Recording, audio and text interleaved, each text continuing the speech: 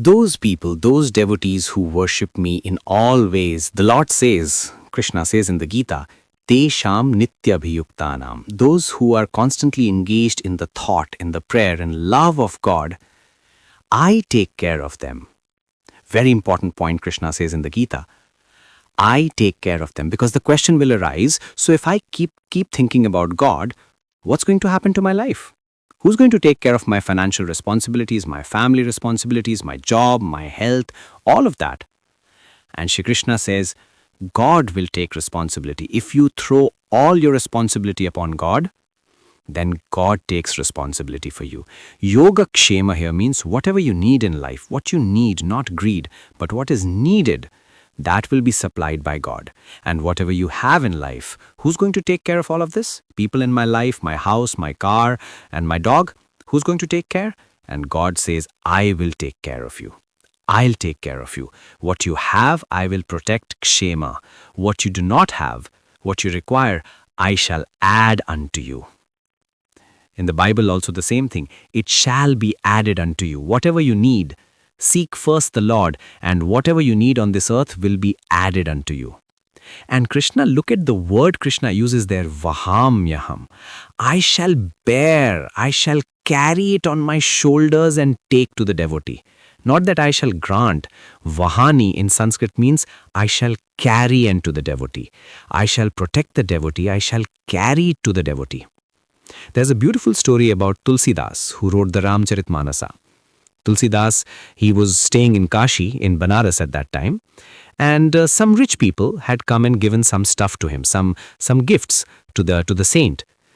And the thieves had noticed it, the robbers. Oh, the saint has got nice stuff in his hut, so they wanted to rob him at night. They were keeping a watch late in the night. When they were sure that the saints had gone to sleep, Tulsidas had gone to sleep, they began to sneak up to the hut where he lived.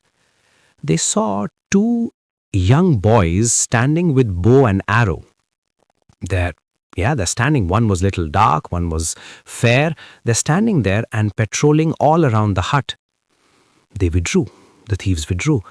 And then again they came back a little later. Again the same two, very strange, these two wonderful young men standing there with the bow and arrow. And then in fear they withdrew again. Throughout the night they tried to come close, but then they couldn't. I mean, anybody who knows Tulsidas and Ramayana, he would know that is Ram and Lakshmana. That is the story. This is a well-known story. Ram and Lakshmana were patrolling the house. Next morning, because they had the vision of Ram and Lakshmana, the thieves were transformed. They went to the feet of the devil, went to the saint and fell at his feet and said, Lord, Swami, forgive us. We wanted to rob you, but we could not. But tell us, who are these strange people you have employed? Your bodyguards, yeah? Who were there? And they looked like this, and they had a bow and arrow. And immediately Tulsidas had tears in his eyes. But look at his reaction.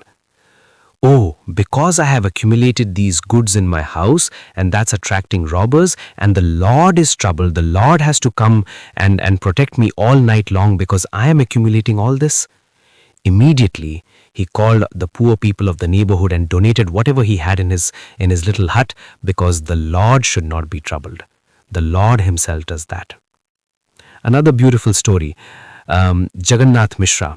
He was a great Pandit and a great Vaishnava in Puri. He wrote a commentary on not only the Gita, I think most of the Mahabharata probably in Sanskrit. He and his wife used to live there, and he would be a scholar. He would write a commentary on the scriptures in Sanskrit. So when he came to this verse where Krishna says, I carry whatever is necessary and I protect whatever is to be protected for the devotee. Now, Jagannath Mishra thought Vahani means too much. I carry is too much. Why should the Lord carry something for the devotee? This is not proper. So he said it must be a mistake, and he cut it out with a pen, those quills they had, and he wrote, I give, I grant. Lord says, I grant what is necessary for the devotee, not I carry. Cut it out. Now that day there was no food in their house, and his wife was worried, and she saw, and there was nothing to cook. But she saw this very nice-looking young kid coming with a bundle on his head. And when he came and he said, your husband, Pandit, he has sent all this. This is all. Opened the bundle, and she saw all the materials for food, and everything was there, and they would have a sumptuous meal. But she saw to her horror a red cut on the boy's face. And she says, "Who did this to you? This is horrible. Who hurt you?" And the boy shrugged. "Your husband did. He cut me across her face." And then he walked up. And she was so heartbroken at this. When her husband returned, and she said, "What has happened to you in your old age? You lost your wits or what? That young boy, so nice, you sent all the food with him, but why did you hit him? What possessed you to hit that little boy? And he's hurt, he was bleeding." And then Jagannath Mishra immediately understood. He immediately rushed to his Vita and he opened the page where he had cut it out. "I bear." He cut it out. He erased that and he put it back as it was. "Not that I grant, I bear." It's literally true, my Lord. You bear for your devotees. So the Lord will take care of life. When Narendranath, he was in very bad condition. His father had died. He didn't have a job and his family was in debt and he had younger brothers and sisters to take care of. He was desperate.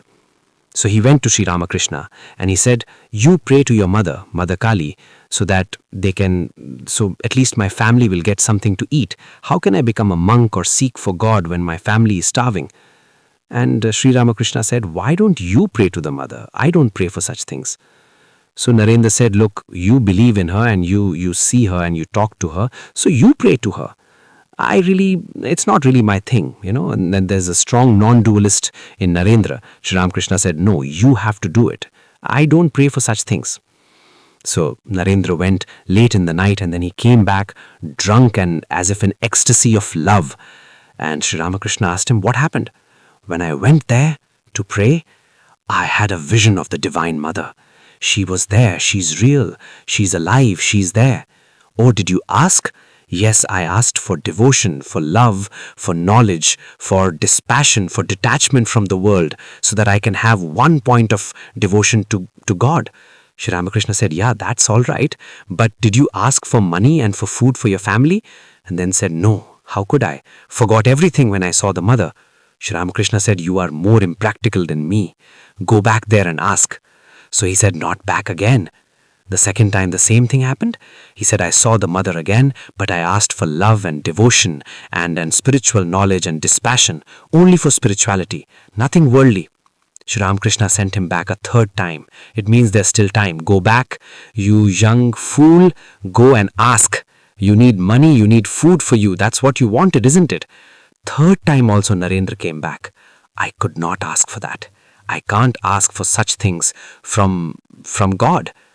You see, he's a devotee of this higher category we are talking about, who wants nothing from God even though he needs it. When he goes in front of God, when he goes in front of the Lord, he's not, "I am Narendranath. My mother and my younger brother and sister are starving. We are in debt. I don't have a job. Please help me." No. All of that disappears. No matter how much the problems in life, nothing of that in his mind. I love God. I am thine, thou art mine. That's all that he can pray for. Third time he could not do that. Then Sri Ramakrishna, you see, Yoga Kshema Vahamyaham. So Ramakrishna said, "All right." He was very happy secretly. That's what he wanted from the internet. He said, "All right, your family will never lack plain food and clothes." He never said that they're going to become millionaires.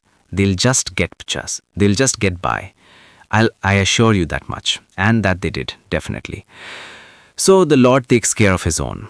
This one-pointedness comes in life. Ananyata. There's a beautiful word, ananyata. One-pointedness comes in life when you lead life like this. One of the factors that we have to take care of is, in Sanskrit they say, anya ashrayanam tyagaha. Give up all other support in life. We have many supports in life. What makes us feel good? I am rich. That's my support in life. I have millions. That's one support. The attitude is, no, not wealth. My support is the Lord. Wealth is there today, gone tomorrow. I'm young and beautiful and strong. That's there today and gone tomorrow. It's true. I saw the picture of Muhammad Ali, and towards the end how he became the Alzheimer's and Parkinson's, I think. So this one of the strongest, most fierce fighters in the world, trembling, hardly able to control his own body.